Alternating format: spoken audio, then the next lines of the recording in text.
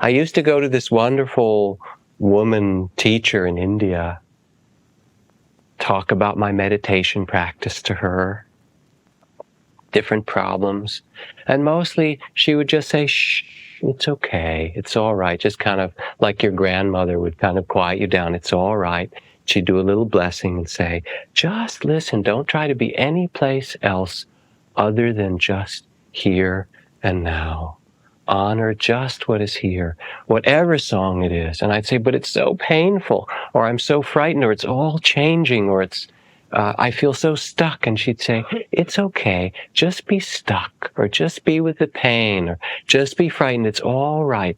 Just let yourself be at peace with what is actually here, and feel and sense that. This begins the place of the freedom that we can find in our life. This is our happiness, to be alive in the midst of all of this. The cycles of the sun and the moon and the seasons of waking and sleeping. We cannot be happy, says Thomas Merton, if we expect to live all the time at the highest peak of intensity. Happiness is not a matter of intensity, but of balance and order and rhythm and harmony, and finding our place in that harmony.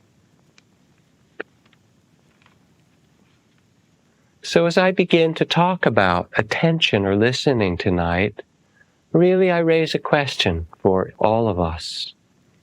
What in our life is asking for listening? What is singing to us, or crying or weeping, that wants to be heard, crying out, or singing a beautiful melody? What are the messages of our body or our heart that it's time to honor?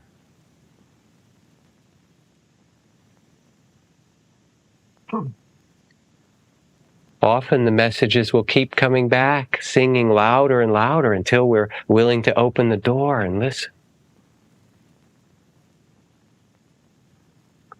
Or what is it in our family or community or environment that is asking for our senses, our attention?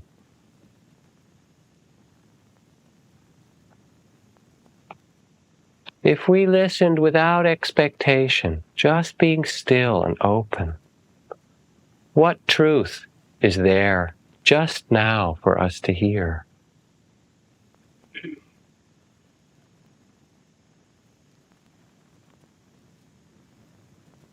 Often we're waiting and waiting just to hear a simple thing.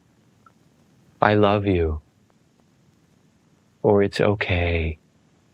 It's even okay, the pain, or the love, or the beauty, or the fear. Death is okay. Birth is okay.